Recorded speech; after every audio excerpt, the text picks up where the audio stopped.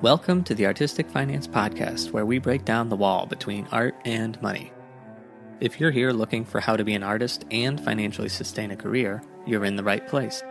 Keep listening and join us as we learn about artists and how they make money work for them. Hello everyone, this is your host Ethan Steimel here for episode 9. Thank you for listening. However and wherever you listen to this podcast, please leave a rating and review as that helps raise our ranking. Today's guest is magician Billy Kidd. Billy runs a weekly Parlor magic show in Bath, England at the Crowdkeepers Magic Theatre. She classically trained as an actor, and upon graduation realized if she became a magician, she could just be herself. So she did. Since that switch from acting to magic, she has hosted 2 seasons of Discovery Channel's Breaking Magic and was a wizard on Wizard Wars with Penn and Teller. Billy has been on CW's Masters of Illusions and ITV's Next Great Magician. Billy has performed on Disney Cruise Lines and at Hollywood's Magic Castle. Her magic acts have taken her across Canada, Europe, the Middle East, Asia, and Australia. During the worldwide lockdown, she has created Happy Talk TV that streams only good news stories on YouTube. Without further ado, let's get to our interview.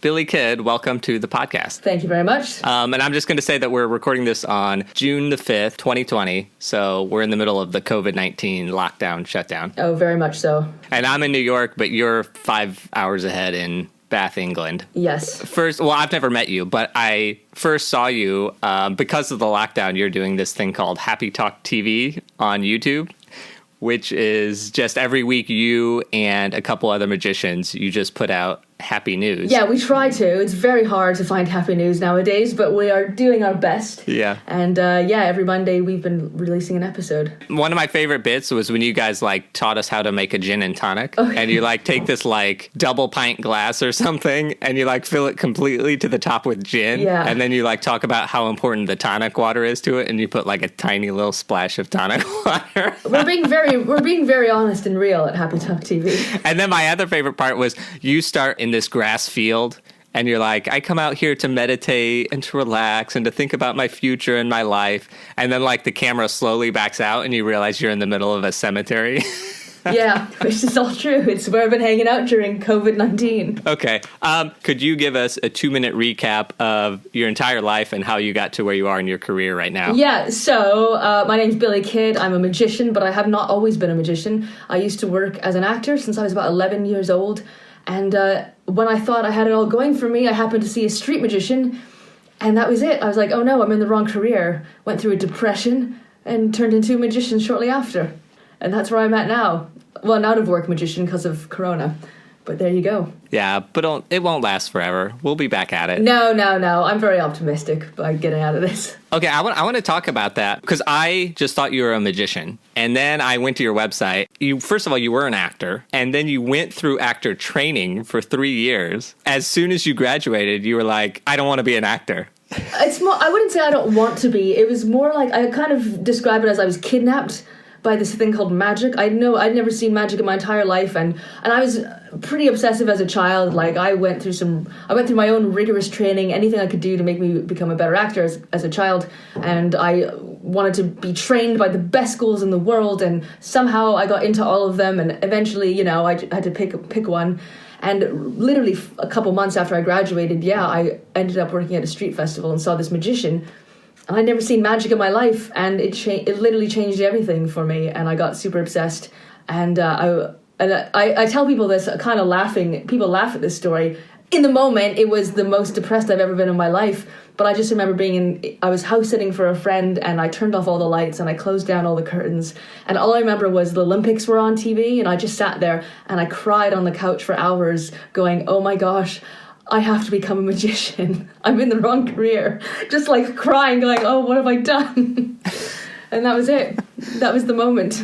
That's so funny. I know, it's funny, but in the moment, it was not. I was really sad. Yeah, no, absolutely. And I always think, because you're now 10 years or so past that, right? Yeah. Yeah. So looking back, I feel like it's easy to say, but living through it and like going through that transformation has to be terrifying. It was not what I had planned. You know, I had it my whole, as a child, I had a career kind of planned in the sense I knew I wanted to be an actor. That's all I wanted to do. And that was my focus and that was my drive. And that's all I've ever done. And then boom, I just saw magic. It was like, oh no, well, how did I not know this about myself? And I guess it's just exposure, you know. I think if I saw a magician as a child, I probably would have become a magician right away. Just knowing my personality and who I am, and even the roles I was typecast in, you know, I've definitely played Puck and Autolycus and all that. I'm like, oh yeah, I guess. So I think it was meant to be, just I didn't realize it. You trained in Canada for acting? Yes. I mean, I was kind of training a little bit all over. I trained for speech and drama with Trinity College of London. And through professors who would fly to Canada, I guess you could say.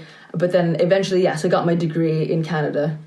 And then you're in Bath now. Have you always been in Bath? Is that where you grew up? No. As a child, I mostly grew up in Canada. I ended up in Bath when I basically needed to find a city where nobody knew me, where street performers were accepted. And I ended up in Bath literally just by a kind of accident. I visited a friend over here and I looked at the street. It was like, they allow buskers? Great. I didn't see any magicians. I'm like, perfect. Nobody knows me. This is amazing. I'll just come here and do street magic. And that was it. And I've been here ever since. Amazing. Oh, there's so much to unpack here because I'm not familiar with like Canada art scene. I mean, I know there's like Toronto for theater. Yeah, that's pretty much it. It's very little. But I do know that like anytime theater people go over to anywhere in Europe pretty much, and they're like, oh, people actually like get paid to do art, or like it's like you're not all paupers. Like you're not either like really rich because you got famous or you're poor. There's this middle class of artists. Yeah. So I always think like, why don't we all just go to Europe and and do our art? Yeah, it's interesting because a quick little example, especially during these COVID times, and I feel so bad for all of my artist actor friends back in Canada or North America, is there's been so much, I mean, there always could be more, but there's been so much financial support for artists over here during these times, which when I talk to my friends in Canada, it just doesn't exist. And it's shocking. Like a little example, like the Actors Union in Canada and America, like Equity and ACTRA and all that. Well, in the UK, those unions cover variety artists like magicians, jugglers, street performers, where in Canada, that doesn't exist at all. They are unionless, you could say. So over here, we're lucky that we have unions that will cover variety artists, and therefore we have financial support because of that. So that really helps a lot. That's amazing. Okay, so I don't know, what is the union called? Like you're in it? Equity over here, yeah. Equity UK covers all artists. So it's Actors Equity just covers everybody. I'm a member as a magician, funny enough. Which I'm a member of Equity in Canada as an actor, but that is only as an actor. They would not even touch me knowing I'm a magician. So yeah, it has a big benefit over here. I assume when you perform like in another country that's not England, then you're just non-union working? I am non-union. However, Equity still covers me up to a certain point when I'm in like the Middle East or Europe or wherever. Interesting. Yeah, everybody should move to England. No. Yeah. We went and visited our friends in Vienna last year. Our friend Chong, he used to play guitar or whatever, so he took us to this jazz club. And we go there, and it's like these New York jazz players. And so he knows them, and we were like talking to him afterwards. And he's like, why'd you come to Vienna to perform? And the guys were like, well, performing in New York City, we like can barely scrape a living. So if we come here, people actually like want to see us and actually are able to pay money, and like we can actually sell out crowds here versus New York City, which is our home. Yeah, like culturally, definitely there is a difference, and you know, even as a magician, I hear lots of people going in America where they go, there's no venues for us, and I mean, I don't really know if that's true or not in America, but I mean, compared to London, you know, we've got lots of venues where variety artists, burlesque people, you can literally go and do a 10-minute spot at Café de Paris, which is in Leicester Square, and then go across the street to another venue and do your same act somewhere else, and you can make a living doing that. I know acts that do that. I guess, yeah, the variety world is just very different in Europe compared to to North America. I mean, it's not non-existent here, but it's just like, it's all like really low paying. Yeah. So I don't know whose fault that is, but yeah, you have to be like not booked for the weekend and be like, well, since I have nothing better to do, I guess I'll go do this like variety hour here or variety hour there. I mean, I'm not a performer, so I don't really know the world. yeah, and it is different country to country. I have noticed that definitely. And, you know, a little example would be if you're comparing Canada to America, Canada has this culture in the summer of street festivals where street performers from all over the world will congregate and do shows for the public for just the hat money. And you'd think it'd be the same in America, but there's very few street performer festivals in America, if any. So that's very different culturally. But then compared to Europe, there's even more so. But in Europe, the audience or the type of performer then is very different compared to Canada. In Europe, you'll see more like marionette acts and stuff that isn't all about hype and being loud, and that's very different than when you go to the Canadian festivals where it's just that. So yeah, it's very different. So when I take my shows to different countries, I play it differently depending on where I am. Okay, and then questions because you trained as an actor. I think like if I like The Magician, I'm gonna like the show. Has acting helped you in your magic act? I think it definitely helps, for sure. And I'm learning that more. The more I'm in magic, the more I'm using my tools as an actor. I think for me, being an actor, part of the training being an actor, whether you ever play another character or not, but the training that an actor does, you just become very self-aware of who you are as a person and your relationship to other people because you study characters and other people and how you react to them. You know, there's so much training as an actor. The training that an actor goes through and the hours that you put in is the same that a magician would go holding a deck of cards, but a magician only knows that deck of cards. They don't know anything about the rest of themselves, which is so important. And I've been using that to my advantage. In fact, one of my biggest lessons in magic, not ever being in magic, I remember watching professional magicians on stage who were doing magic their entire lives, and I'm being so excited. I get to see this, I get to have a magical experience going, cool, how does this work and all this? But it felt like watching really amateur actors who just happen to do magic. And I don't mean that in an offensive way, but it's like you can tell when you're watching, like a high school or junior high play compared to, someone on Broadway or the West End. It's that quality is different. And that's just because of the experience and the training, etc.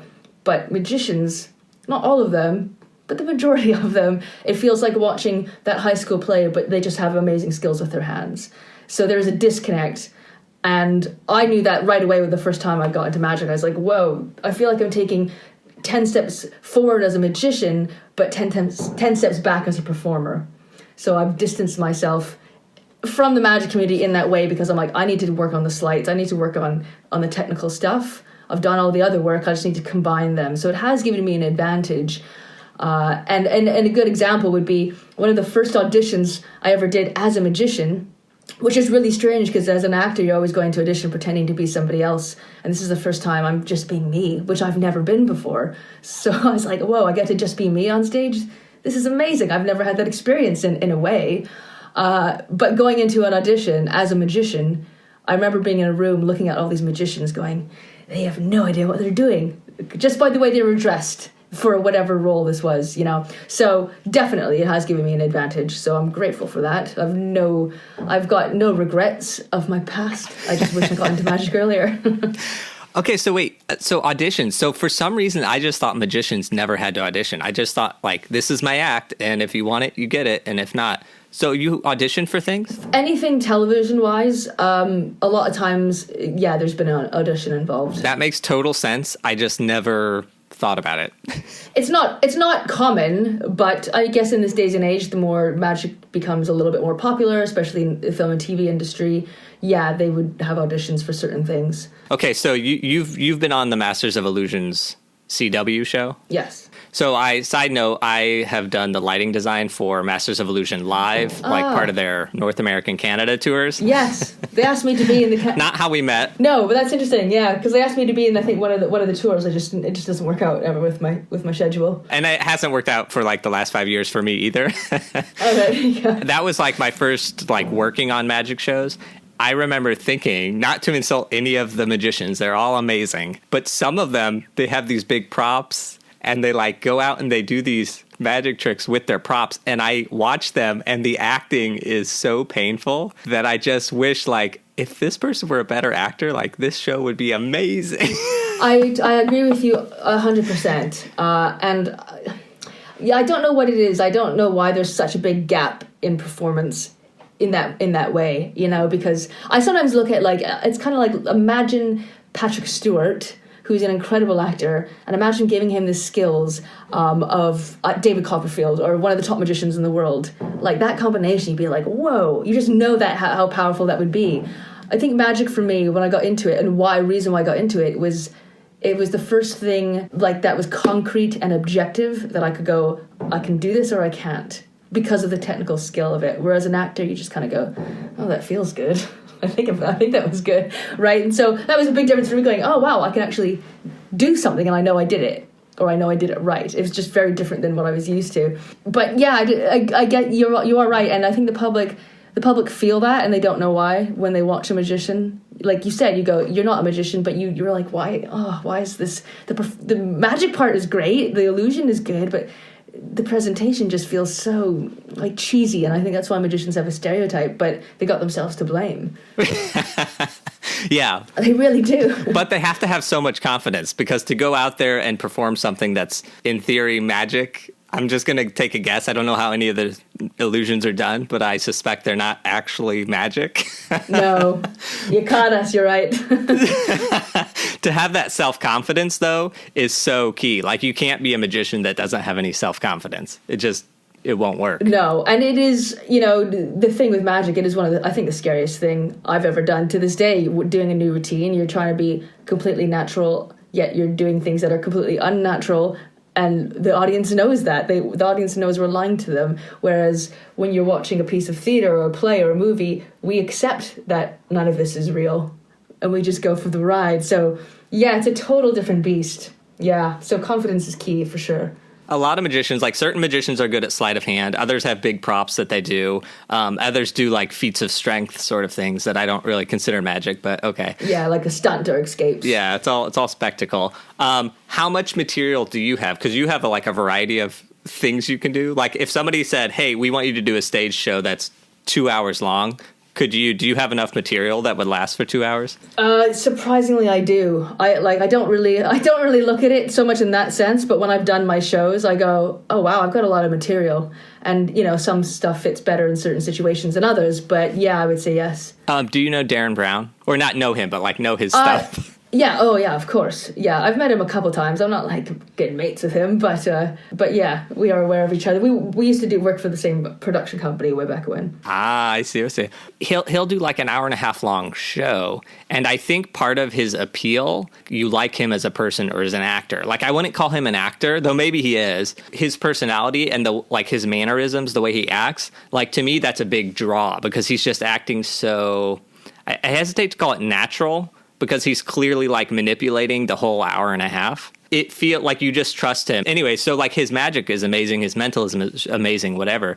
But I think the appeal of watching him for an hour and a half or 2 hours is that his acting skills, or he's able to mesmerize you. You got that. I think one of the key words you said there was you trust him. You know, you trust him on stage, even though you know he's deceiving you badly. Right. And I think that's the beautiful thing about being a magician, is that weird complex we have with that relationship between us and an audience. But Darren Brown has that bang on, and I think that's why he's so unique, because we've established, there's not a lot of magicians who you have that connection to, you know, and he is very natural, which is why we trust him. We don't feel like he's putting on a face, or he's I think the problem with magicians is why they look like bad actors. It's because they're showing us that they're acting. Do you know what I mean? It's I'm going to show you, I'm going to pick up this cup and drink from it, and we go, no, that's not natural. Why can't you just pick it up and drink from it? And that's the difference, right? And I think with Darren Brown, yeah, we have that trust. He's very likable, and that's the key thing. You have to be likable on stage for us to trust you and then want to play with you. Right, yeah. Which I feel bad about, because I'm always if I like them, I'll like the magic. And then if I don't like the magic, it's uh-oh, that means I didn't like them. Uh-oh. I wouldn't feel bad. That's a magician's fault. Yeah, there you go. Okay, well, we know you a little bit, but I'm going to ask you some questions about your creative personality. So what live event do you like to experience as an audience member? My favorite live event, I would say, is the cheese roll in Gloucester, which happens every May. Have you been to it? Yes, all the time. I mean, not this year, but it is one of the best human experiences ever. I mean, of course, I love going to live theatre, etc. But when I think really hard about that, the cheese roll in Gloucester, it makes me cry every year when I'm there, because we come together in the thousands to watch cheese roll down a hill, and people literally breaking their limbs chasing after this cheese. And we're all just like, go get the cheese, and people are shouting, go, you can do it. And we're just so and it's just such a happy event. And it's so weird that we love this cheese rolling thing so much. It literally makes me tear up. It's one of my favorite live events to attend. So you go and watch, you don't go and run down the hill? I would love to run down the hill if I didn't like my job. Yeah, fair. Okay. Yeah. You're just like, I guarantee I would break 5 bones doing that. Probably. It's really dangerous, that hill. Okay. Well, the next question, which I feel like the cheese roll is the answer to this next question, but what is a piece of art that you like? All right, well, I will have to say cheese roll again. Now, I think one of my favorite artists who I kind of stumbled across is a guy named Leandro, if I want to say his name right, Ehrlich? Leandro Ehrlich? Erlich. He combines, in a way, like illusion and art together. And I was introduced to him through one of his pieces called Dalston House, which was, he put this massive mirror, like building-size mirror at a certain angle, and on the ground was the outside of a house. And so the illusion was, you would literally lie down on the ground and you'd look up at this mirror, and it looks like you were hanging outside of windows and climbing up a building. That's cool. And I saw this on the news, and I was like, I gotta go. The next day I went straight to London, went to Dalston House. You got 5 minutes max to play on this thing. And it was beautiful, because when you're in the queue watching these adults, these grown men and women and their kids, literally, and they know they only have 5 minutes to play and take their photos in this amazing illusion. It was amazing, mostly to see, I guess, adults just go crazy and play for 5 minutes on this weird illusion house. And that just normally doesn't happen. I thought what he created, that was like one of the best things I've ever seen, was actually being in the queue watching people just let loose and go crazy. And he has a lot of other, if you look him up, he's got a lot of other kind of really cool art installation pieces that he does kind of all over the world, but that for me was one of them for sure. So I became a fan of his instantly. That's amazing. I'm going to look him up, and I'll put a link in our show notes. Yeah, for sure. Because that's really cool. I want to go see something. Yeah. He's got great stuff. He's got another thing where it looks like you're inside of a swimming pool, but you're standing inside of a swimming pool and looking up, and you can see everyone else looking down at you. It's really strange stuff, but yeah, look him up, Leandro Ehrlich. All right, amazing, awesome. Do you have a go-to book or resource about magic? Oh, there's thousands of books. I could start naming them, but then I'd think of another one, and then we'd be here forever. Will you write your own one day? I don't know. I'm not really a teacher of magic, I would say. I don't know. Where do you draw inspiration from, like when you need to do a new illusion or something? I mean, I think I draw inspiration from almost anyone and anything. Movies, little things I'm inspired in movies have creeped into some routines of mine. Music definitely has become more of an inspiration for me over time with my magic. Any live experience is definitely an influence for sure. Amazing. What kind of music do you listen to? Oh my gosh. Everything from like Gustav Mahler to Snoop Dogg. Everything really. I'm a fan. I mean, I grew up in a musical family and have lots of musical training. So yeah, Rachmaninoff. I'm a huge fan of Rachmaninoff. I'm also like obsessed with Chris Cornell and the Doors. Amazing. Missy Elliott, The Streets. Yeah, everything. Awesome. Okay. What are some of your hobbies? It's weird because my hobbies mostly relate to what I do. I even as a magician, like I still do a lot of training in dance. I still try to do music as much as I can. I'm really into sports as well. I've always really liked playing football/soccer or hockey. Less so, the more you go in the arts, you have less friends who do that. So it's a little bit hard to do that on your own, sadly. But But yeah, anything active, anything like that, yeah, I guess they're all hobbies. But they all relate to what I do, so. Amazing. So that was your creative personality. Now we're going to figure out your financial personality. We might have done some of this, but could you describe your demographics for us? It's hard to tell, but I am half Polish, half Filipino. I'll put that out there. Let's just get that over with. From Canada. Born in Canada, yeah. So my parents, so my family's from Poland. I'm actually part of I've learned this recently from one of my sisters that we are part of the Polish royal family called the Sapihas from way back in history. Ooh, cool. Not that anyone really cares. So I've got a very mixed background. I'm 37 years old. Oh gosh, it's creeping up. I have to think about that because I don't celebrate my birthday, so sometimes I actually forget how old I am. That's funny. Okay, are you like a stereotypical artist where you're bad with money, or are you a money wizard? I don't know if I'm any of those, to be honest. When I was a kid, as an actor, I knew I was always going to be poor. I was like, great, I'm going to be an actor. Great, I'm going to be poor for the rest of my life. So as a child, I think I was really good at saving. Because I knew that was my future. Yeah. Because of this, I remember getting a paper round when I was like maybe 11 or 12. And saved $1,000 in my sock drawer because I was like, "This is it. This is how I'm going to move out when I'm older." I ended up spending that money on I don't know what, but part of me is like, I'm aware of my situation, so I know how to save. I'm not going to just spend stuff frivolously if I don't have the money. But then again, I'm not a millionaire right now, am I? So, what does that say? Okay, so in general, are you a saver or a spender? I'm good at saving, but then at the same time, I'll be like, you know what? I've saved enough. Today I'm going to just spend it all. So then I'll just spend it on stuff. But again, I spend on things that I need. I don't spend on stuff that I don't need. So I'm kind of both. Yeah. Are you risk averse or a risk taker? Definitely a risk taker. Yeah, I think if anyone in the arts are like, oh, we're risk takers. Why did we sacrifice so much to do what we do? So that's definitely a risk. Yeah. And especially magicians, because even going out on stage, I would never imagine trying to fool people like that. Yeah. Well, I'm going to lie to you, and you know I'm going to lie to you. Give me your money.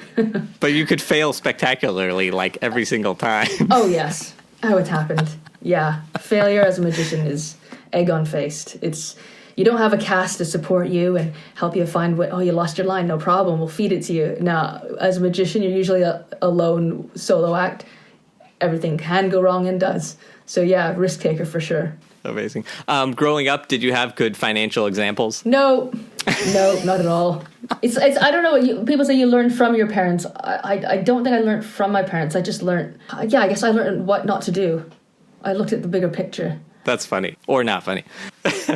At the start of your career, what did your finances look like? I was in a okay place. There was a moment where everything went really bad because at the start of my bachelor career, I was in my mid-20s already, and so starting really a new career. And I put myself in a position where I was only going to make money from magic and nothing else. Whereas I think a lot of people who transition from one job to another, they probably have a job that's already very, good and stable and supportive. But I went from an actor to magician. So I had financial stability when I started magic. But then that disappeared very quickly because when you start as a magician, nobody knows me as a magician. I'm into my mid-20s, so I'm not going to get gigs or bookings. So my start was going out onto the street and street performing literally for money in my hat. But then when winter comes and the tourists kind of disappear, that money starts to go down very quickly. And yeah, there was definitely a time when I was looking at my bank account going, oh gosh, it's getting close to zero. What are we going to do? To the point where I was like, I might have to go back to acting. That sounds so wrong and backwards. But there was a point where I was like, oh my gosh, I'm going to have to become an actor again. That's what's going to have to. And I did. I ended up at one point just to see what would happen. I remember the BBC was doing auditions for some program, and I did reach out, and I said I had no headshot, I had no CV because I left it all somewhere. I made a lie and say I left it all somewhere because I wasn't sure if I was going to go through with it in the audition. So that was kind of like my backup plan, was going back to acting. But I didn't. Something came through. So I was at an okay place, and then it dipped down really low because of circumstance, really. Yeah. I've never met anybody that ever said, I might have to fall back on acting.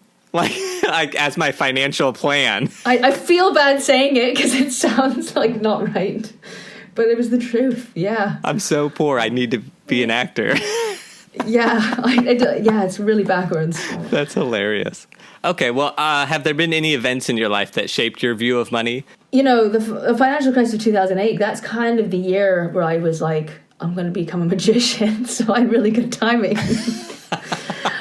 So no, not really. I think again, when I was a kid, I was like, I'm going to be an actor. Hey, I'm going to be poor for the rest of my life. Great. How do we deal with this? And the same when I became a magician, because it was like, in my mid-20s, changing careers, not having any background as a magician, not knowing how that business worked.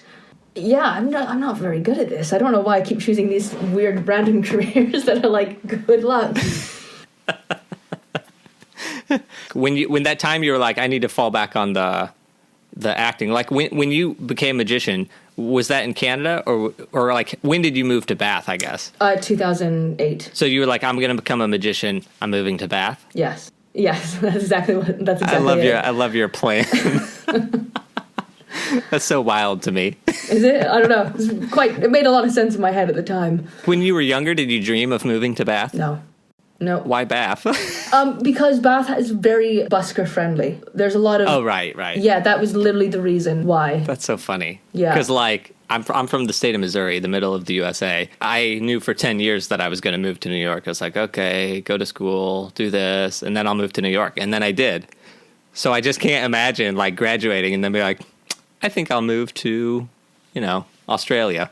Yeah, no, well, I did, for sure, it was like, I need to move to a city where nobody knew me, especially as an actor, because I didn't want to be influenced by the acting world. I didn't want to fall back to acting if I was going to make magic my new career. I didn't want to be comfortable, I guess, in that sense. So I knew I had to go somewhere where nobody knew me and nobody knew my past. London would have been my other choice, but I knew more people in London, and then London's just more expensive, although Bath is very expensive, but...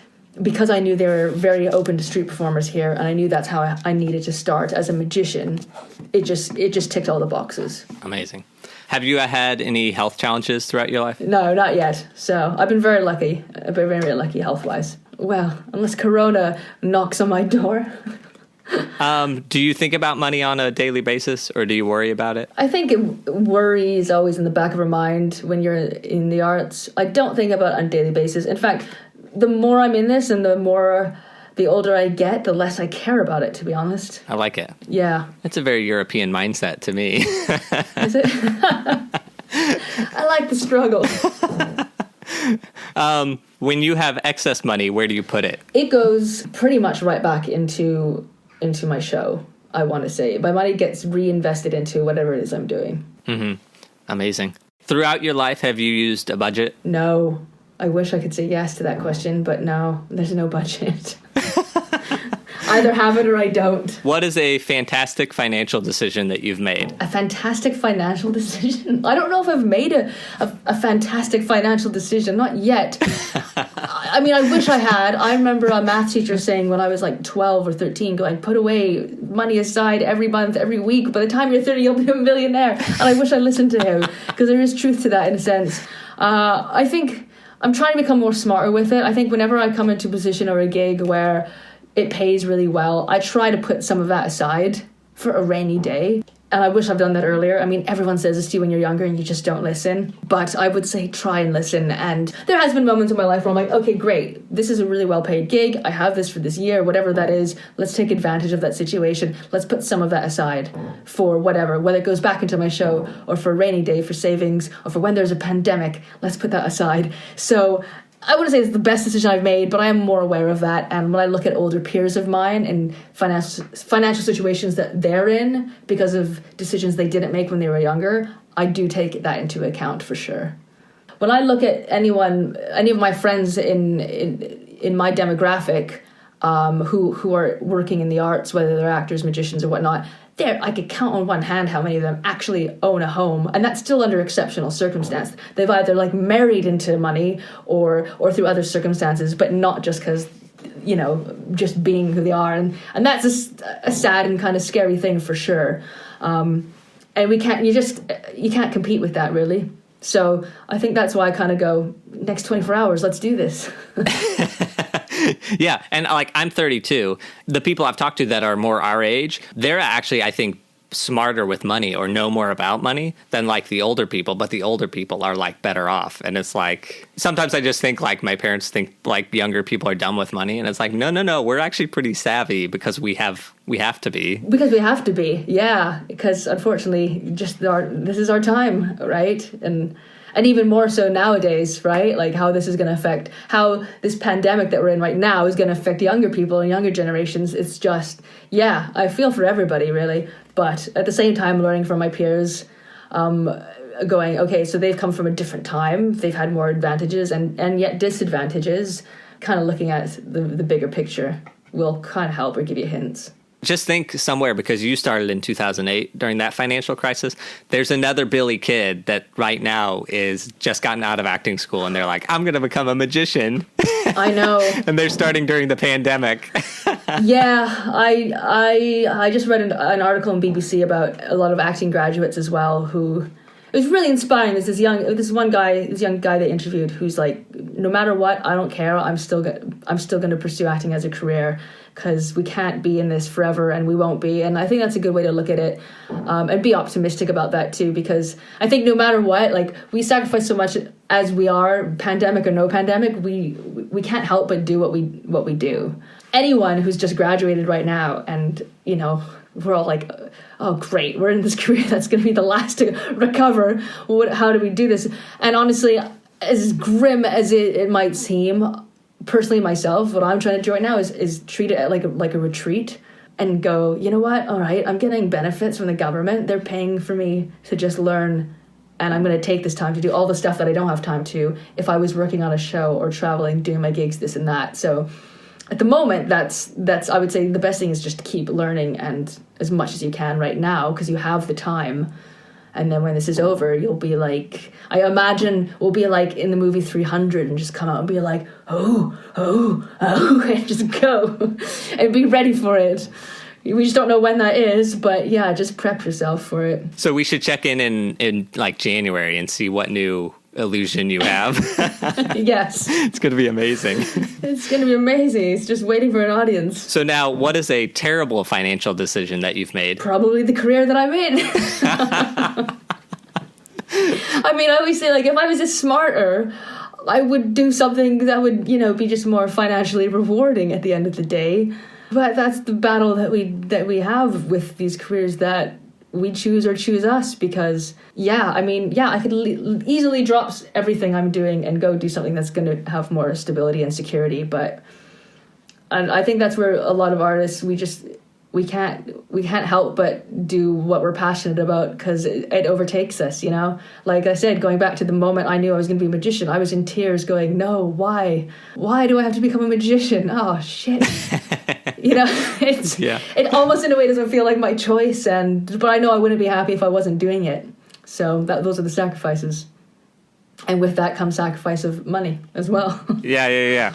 Because you're in Bath, here in the USA, we have W-2 income versus 1099 income. This may not apply, but like sometimes we get checks and the taxes are taken out. Right. But actors and other stuff, sometimes they get checks that the taxes aren't taken out, and then at the end of the year they have to pay them. How does your income work like that? So as a magician, with what I do, it's more like contract to contract. So we don't get taxed on it. More so at the end of the year when I do my taxes, whatever my gross income, net income, that's where it gets all taken out at the end of the year. Great. Okay, and then here we're supposed to pay quarterly. That way, at tax time, it's not like as big of a chunk. Do you have that in Bath? I think it's somewhat similar. So if you owe over a certain amount, you pay one chunk in January, and then the next chunk is in July, I believe. Yeah. So and that's it, or you don't pay anything. So yeah, it kind of depends on the amount. Okay. Do you file your own taxes? I have an accountant because there's no way I would want to do that on my own. As much as I don't like any of my accountants, because you never know. You're going, oh man, you just don't trust them. But I trust them to save me as much as possible. And I mean, you gotta find a good accountant. Ones that go, between these four walls, what did you really make? And then, you know, you're like, all right, you're on my side. Okay. But no, I don't trust myself. I have an accountant because they just know the rules better, and I don't want to be bothered with all that because that's not my job. Yep, exactly. So, yeah. I think you're the 16th or 18th person I've talked to, and nobody has done their own taxes. Oh, really? Oh, wow, okay. Okay, what is your retirement plan, like financially? I don't have really a retirement plan financially because I don't plan to retire. And that's not because I'm like, oh, I love money, I just want to keep making money. It's because I just don't ever want to stop what I'm doing, whether I'm getting paid for it or not. For me, the worst thing would be to retire. I don't want to be in a position where I have enough money to not do what I'm doing because that's not the job I'm in. You know, I guess I love my job too much. I want to keep doing it. So there's no real plan like that. Financially, I mean, yes, I've been trying to be better and put money away for when, for God forbid, if something were to happen and I can't do my job, I need to be prepared in that regard. I've been also kind of lucky enough that when I used to be an actor, they would take money out of our checks for a pension. Like, it was just automatic. Part of our unions would do that. So I think I have money somewhere that's been actually just stashed away for that. And then the government over here, we do automatically pay kind of into a pension anyhow. So at a certain age, they'll be like, here's your pension money. But none of it's really my plan. Got it. Okay. You're in the union there. Do those contracts set aside money in that same pension for actors? Not unless you want to. Again, because I'm working as a magician over here, it's a bit different because we set our own prices depending on what gigs we're doing. So it's kind of a different kind of contract when we go out for work. Okay. And then, sorry, so are you a citizen of England or are you a Canadian citizen? I'm both. Oh, you're both. Okay. So like when you were acting in Canada, like, is that a separate pension from whatever you have over in England? It would be technically. Yeah, I haven't really figured out legally what the hell that does, but... Okay, well, good luck. Yeah, that's for the future. That's my project for the future. Yeah, you're like, I'll figure that out in like 20, 30 years, whatever. Yeah. Okay. And outside of retirement, do you invest? I think you already said no. You reinvested in yourself. It kind of goes back into myself, yeah. Yeah. Which of your jobs has been the most financially lucrative? I would say, if I'm doing any kind of advert on television, even compared to a series, those ones, I'm working more for it overall, I guess, in the sense. Yeah, advertisement. I've never filmed an advertisement, but it's like a 30-second clip or something, yeah? I just did one last year in Vietnam, which is going to be supposedly a 3-minute advert, so it's for different, I guess, platforms and stuff. But adverts, unlike some series now in television, I kind of go in this way where they just do like buyouts. Instead of going, residuals, a lot of things are more buyouts now. But advertising in general always has more money because they are an advert. And so a lot of them will air internationally as opposed to nationally. So depending on the product or the company, I would say adverts overall and usually I'll be just filming for a day or two. So overall, I would say, yeah, it's time-wise and money-wise, I would say adverts pay more. All right, note taken. Everybody try to just do advertisements. Okay. Do your professional network and your personal support system overlap? What role have they played in your life? I think they're kind of one and the same, really. They're the same. They're not different. Yeah, it's weird to find people who are not in the industry who are my friends, I guess, nowadays. Yeah. And also, like, how do you get work? So you mentioned auditions, but I just assume that people just probably come to you and they're like, oh, yeah, so-and-so told me that you're good at whatever. There's a lot of different... I mean, as a magician, I think there's different... Depending on what you can offer, you have different avenues and venues of where you can get work. So a lot of entertainment agencies, just your basic ones, might contact you for some random gigs, like wedding gigs, corporate gigs, that kind of do. But then, because I also have a background in street performing, that's a whole other community and network that I can get work from. So with like festivals and street festivals, I have a show designed specifically just for the outdoor market. And that can be a lot of word of mouth, but also sending in applications or going, hey, can I come work your festival next year? So there's that. And then, like my theater show, again, I would say most of my work nowadays comes from word of mouth. Mm-hmm. Yeah. How much of your success has been hard work versus luck? I would say most of it is hard work. I would say maybe 90% hard work, 10% luck. Maybe. Most of it's hard work. I mean, I like to think sometimes like, I just got lucky on that, but that is like, oh, because I was in the right place at the right time kind of thing, or I happened to hear about this audition which led to this and that. You could look at, let's say if I'm looking at an audition, that a lot of that can be luck, but without my hard work it wouldn't make my luck more so. Does that make sense? Makes perfect sense. Yep. Yeah. Yep. Couldn't agree more. Heading to the wrap up, what is your financial goal for this year? To survive. My financial goal is to just survive. If I'm still here in this room at the end of the year, I'll be like, yes, I made it. I made it. We did it another year. I know, worst time to like start this podcast and ask that question. Well, my answer would be the same whether it wasn't during a pandemic. It would be, my financial goal is still just to survive. Honestly, because it's so hard what we do, whether you're an actor, a musician, a dancer, a magician, whatever it is in our industry, encompassing all of the arts, I kind of look at it every year. Like if I'm like 50 and I go, oh my gosh, I'm 50 years old and the only job I've ever had is what I've wanted to do, then to me that is success. Doesn't matter how much money I have in my bank, because most people don't even get that far. I remember a voice teacher of mine saying in theater school, he was like, if any of you make it past 5 years once you graduate and you're still in this industry, then good for you. But most of you won't. And it's so true. I'll never forget that. And I look at some of my past colleagues, who a lot of them have just given up on the industry fully, full stop. So it's hard, but yeah, the longer you're in it and just surviving, to me is that's kind of, it doesn't seem like a very far goal to reach, going, oh, I just want to make it to the next day or the next, at the end of the year. But to me, that is such an accomplishment, because it is so hard what we do. Yeah. Yep. I have the same thing. Like I went to 2 schools and I think I've been out for 10 years or something. But like out of like 150 people maybe that I studied with, maybe 20 are still in it, So yeah, it is. It's hard. It's hard. It's complicated. Yeah.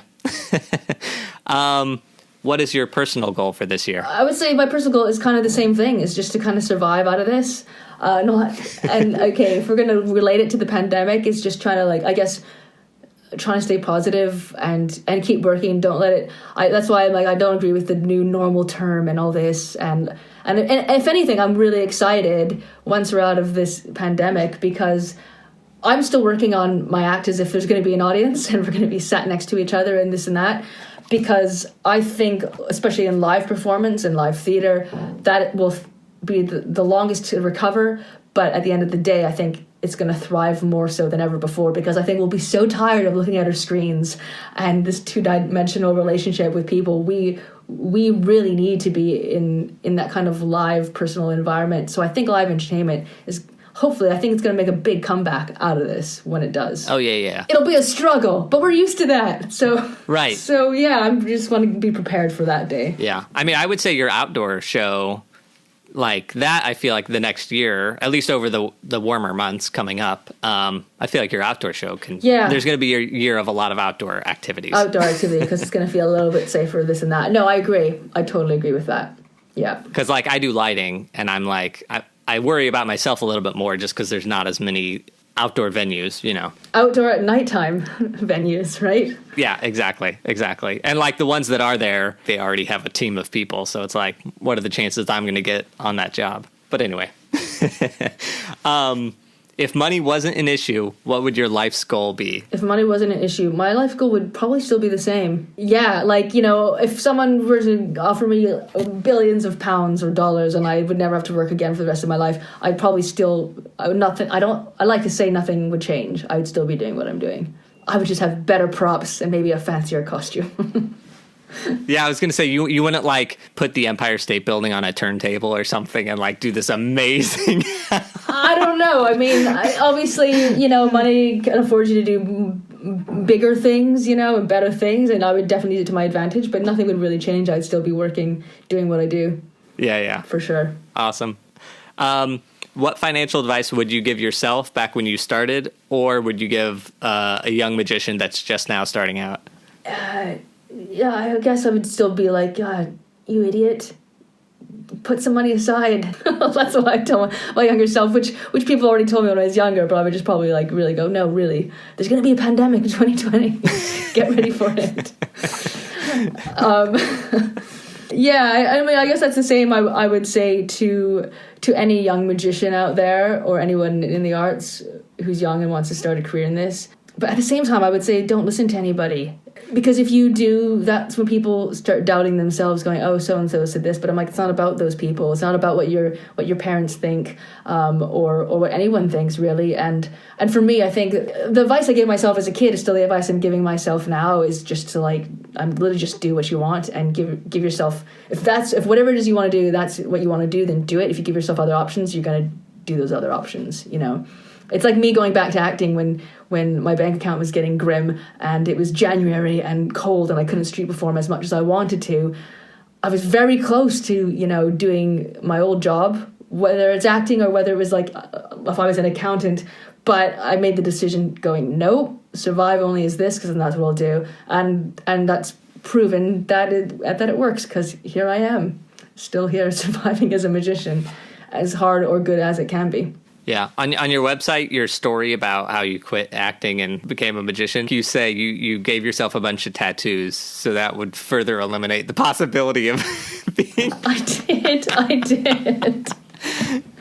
I was like, look at this, now they can never hire me again. But mind you, I've done adverts where they've make-upped this, and it's amazing, and it's like I never had a tattoo. But that was part of my challenge, was make myself uncastable as much as possible. Yeah. I mean, I think if young magicians listen to you talking here, you give some solid advice, but I feel like what they'll probably pull away from it is your confidence of just be you, do what you want to do, sort of don't compromise. Yeah, and you got to raise the stakes as well, and that's the thing. It's very easy to go get even a side job in a coffee shop, but that's taking away the time for you to work on your magic, and yourself and learn other things. So that's why this pandemic for me is kind of great, because I'm like, great, I got all these books I can read that I haven't had time, or I got all these tricks I want to create, or do you know what I mean? So it's having this time is kind of luxurious at the moment. Or it could backfire on us and all the magicians could go back to live performing and all do really bad routines because they haven't been able to perform for a whole year. That too. That is a worry as well. So yeah. Come see the amazing Billy Kid. And 1,000 people show up and then they're like, ooh, she needs a little practice. Why is she only talking to a camera? That's hilarious. Oh, wait, side question. After this ends, which it's going to peter out slowly, so it's not like there's going to be one day where it's over. Yeah. Are you going to continue to do Happy Talk TV? I'll be honest, me and my co-host, Paul DeBeck, we have been struggling writing it as the weeks go on, because it's really hard to find content every week that's happy. And again, we're not doing it for any kind of financial gain or anything like that. We're literally just doing it as a project because of what the world situation was in, and we kind of made a decision in a way not to do any magic in it as well, because we didn't want to be if you notice, we don't do any tricks at all. I do notice. We get our friends to. Right. So it's been more like a writing project, like a creative project. I think what we'll do is we'll treat it like a season. So I think maybe the plan is to end on a happy number, like maybe 13 episodes, and then give it a break, and then leave it open and decide what we want to do with it. If we want to do more later or whatnot. But the last few weeks, he's calling me going, I have no ideas, and I'm like, don't worry, I think I got something. And then the last episode, I was like, oh my gosh, I've got nothing, and then something just comes. So it's been an interesting project, just creatively, just to work on something that's kind of not even related to what we do as a job, but just to kind of keep the creative juices flowing. So that's been fun, but it's also been stressful at the same time. Trying to pump out material and content. Yeah. Your shortest one was maybe 7 minutes or something. And it's not like you're just reporting on good news or happy news. So the John Krasinski Good News Network, he just sits in a desk and reads. Ugh, boring. I mean, he takes other people's stories and then he gathers people together. Which is kind of what we're doing as well. We're trying to find this good news and report on it, but at the same time we're trying to make it entertaining and funny, and also highlight our Something Amazing segment is to get some of our friends who are now out of work and just kind of feature them in kind of a variety type kind of show. But yeah, it's hard because we're relying on other people to send us stuff, and that's always oh, come on guys. People for talk shows and stuff, they're writing content every night, but they got a team of writers and researchers, and in this situation just me and my friend. So yeah, it's not easy, definitely not easy. But anyway, so I guess I just want to encourage you, because I feel like it's like a nice thing to have out there. Oh, thank you very much. A way to like make it less work and still put it out. Yeah, and still put it out. You guys are both likable people. You just being you, I don't think you have to like come up with as much content as you maybe think you do. So my wife, Nicole, she has questions from a non-artist. Why do a majority of artists have zero savings or retirement savings? I love that question. It's like a mystery to the rest of the world. Why do the majority of us have nothing? Well, I want to say probably the first problem, which isn't our fault, is we never get paid enough for what we're doing. We're not valued enough where I think we should be. Do you know what I mean? I think that's the first problem. And because of that, it's hard for us to save because again, we sacrifice so much. It's not a job where, let's say if you're working at Starbucks or McDonald's, when you come home, you don't have to think about your customers for the next day. You don't have to think about how my apron's going to look. But for what we do, we come home and we never stop working, because not that we're obsessed with it. It's just like, I'm always creating no matter what, because it's going to help me get more work down the line. It's not a job you leave when you close the office door. You're always working on it. You're always working on yourself, which is great, but also a downfall on that. So you're not getting paid enough, so you can't save enough for one thing. And it's because most of us are self-employed and it's gig to gig or contract to contract. You never know when your next job is going to be. So you end up spending the money that you did make on the last one. So it's this ever recurring thing. And I guess that is one of the sacrifices that we do. We know we're going into this job, or we know we're doing a job that's going to be like that. If we're lucky enough to get those big gigs, that's when we go, maybe we should save some of that. And that's the lesson I've been learning over the last few years. But I think the main problem is we just don't get paid enough for what we do, unfortunately. So I think it starts there. It's not all our fault. We're not all idiots, but some of us are. Working in theater and magic is probably the same way. You're surrounded by really intelligent people all the time. They're not doctors or lawyers or accountants, because that's not what they chose to do. I take for granted like all these smart people, and then I go talk to people who are like people in the real world with real jobs, and they say some of the like dumbest things, and you're like, how is this like It's incredible, right? Yeah, you can put things into perspective a little bit. If people only knew the amount of work and the amount of study and what artists do, they might have a better appreciation for it, and we might get paid better for it. But if you don't know, you don't know, right? Like I can only imagine how much work it takes to become a doctor, and we know how important their job is, and we know they get paid a lot. But I also know I never want to do that job, or I don't have the skills to do it. But I guess in the end, it might just be education, and arts is always the last thing to be funded usually, or the first thing to be cut in schools. So when you can't value it, you don't appreciate it as much. Now the question from Nicole: how will COVID-19 affect the future of magic? Good question, Nicole. I mean, it depends on. But it's also a hard one to answer because we don't know what the end is with this virus. Right. If I'm talking about right now, it's affected it massively because now it's like magic and live performance doesn't even exist. Yeah. Because we can't be in human contact with each other. Yeah. Let's say we find a vaccine and everything can go back to normal. How will it affect magic? I think in the future there'll be a lot more magic teachers out there because everyone's onto Zoom, all of a sudden becoming a teacher. Therefore, there might be a lot more magicians out there, but there might be a lot more bad magicians out there because they've never performed for real people. Yeah. Live performance will be stronger than ever because we're going to be so desperate for it because we've been so deprived of it in the long run. This is kind of what I'm hoping. So we shall see. Yeah. Okay, so do you do a Zoom magic show? I've seen a lot of that out there. I do not. I refuse to do it. It seems really desperate to me, and I know we're in desperate times. I did one thing for a theater company in Pittsburgh called Liberty Magic, who I worked for last year. And we did an online, just a thing for the subscribers, me and another magician, half an hour. It was an interview and I did a couple of tricks. To be honest, I hated doing magic in this format. It just doesn't work. I'm not used to performing with my elbows glued to my ribs. So, you could see everything in the frame. It just really doesn't work. And live performance is there for a reason.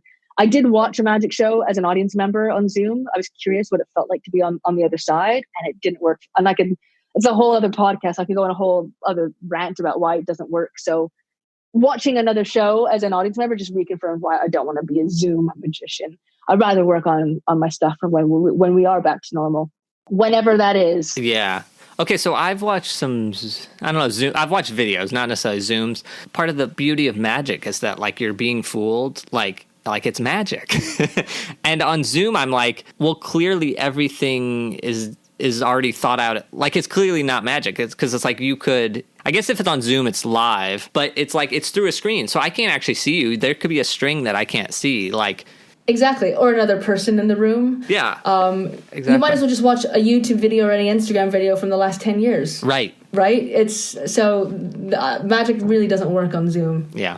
Is now a good time for people to study magic? Yes, I would say now's the best time to study magic because becoming a magician is so freaking lonely because you literally have to be at home for hours practicing things for hours and hours and days on end. So it's perfect. It's the perfect time to get your skills up to speed. So yes, I highly recommend it. Okay. Like New York or big cities like Bath-ish are artistic hubs, but with what's going on right now, should magicians like move to the big cities or should they stay away and wait or something? If you can afford to move to a big city during these times, then yes. Because bigger cities, there's just more opportunities all around. There's more people you can meet, therefore more connections, more venues, more places to practice, more places to perform, as opposed to living, out in the sticks somewhere. So you need that exposure. You need to be, around that. I would definitely say if you can, bigger cities it's definitely going to be an advantage. Yep. Okay, final two questions. What separates those that have a career in magic versus those that stop or never get started? I think maybe part of it is just like the pure ambition and maybe also support as well. Like I said, if you have a support team that's going to just keep telling you do something else, do something more financially stable, this and that, you will listen to that. You will be influenced by that, whether you want to or not. If your ambition's stronger than that, and you know you're going to do it no matter what, then I think you will end up doing it. I mean, I can only speak from my personal experience. I knew when I had to become a magician, and I didn't know how to become a magician. There's no textbook on, here's the A to Z, as you guys say, the A to Z as to how to become a magician. There's no manual on that. So it's more like, for myself, I was like, give myself no other choices, and then I'll have to do it. I'll have no choice but to do it. Therefore, out of just pure survival instincts, you will have to do it because you need to eat and you need to live. So you have to get good quicker than you think, which is why I started on the street, because I was like, no one's booking me on the street. I can be as bad as a performer or magician on the street, but it'll make me become good quicker because I need to eat and survive. So my magic will become better. My performances will become better. People give me their money. Essentially, it's like a domino effect in a way. So I think that's what separates it might just be just pure ambition, but you need the confidence to do that as well. I hate when people give up because I know it's possible because I've done it. Yeah. And I'm not very smart. So. Not true. Side question from me. What type of magic do you like to perform the best? Like, do you like to be on the street or in a theater or on a film set? Like, what's your preference? I love them all for different reasons. I like the street because it's really raw and pure and anything can happen and you can be gritty and you could fail miserably on it and it doesn't matter. I love working in the theater because I've got access to, designers, lighting designers, a team of people, and there's different things I can do in a theater that I can't do in the street, and my magic will change depending on the venue. And the same thing with film and television. I love doing magic on film and television because I get to work with the crew. It takes me back to like working as an actor because a magician is such a lonely job. But when you're working, on set, you've got a crew of people and we all have the same goal at the end of the day, and that's really nice. So, and you can do different types of magic because of the setting, because it's on film and TV. So yeah, I can do more sneaky things that I couldn't do live in performance in a theater. So yeah, it all has its pros and cons. So I can't really choose between one or the other. Yeah, awesome. Okay, final question. Where can people find out more about you? Oh gosh, well if they're on the Instagram, they can find me at Billy Kid Show. That's double L and double D, not to be confused. And Facebook, Billy Kid Magician. I'm very Googleable. I can't say that word. Google. You can find me on Google. I got a website, billykidshow.com, that needs some major updating. I'm working still with a really outdated website, so it's still working for me. Yeah, so you can find me on all the platforms, really. Amazing. Well, Billy Kid, thank you so much for talking with us. Thank you for having me. That was our interview with Billy Kidd. My takeaways were, don't be afraid to change course. Be confident. Magicians have to be, but everyone needs to be. From as early as possible in your career, always set aside something for your future. That's it for today. Until next time, break a leg. Thank you for listening to Artistic Finance. Find more information on our website, artisticfinance.com. Please subscribe to our podcast and please leave a rating and review. Artistic Finance is produced in New York City by Nicole and Ethan Steimel. Producing consultant Ann Nygren Doherty. Graphics and website by Josh Cutler. Music by Chong Liu.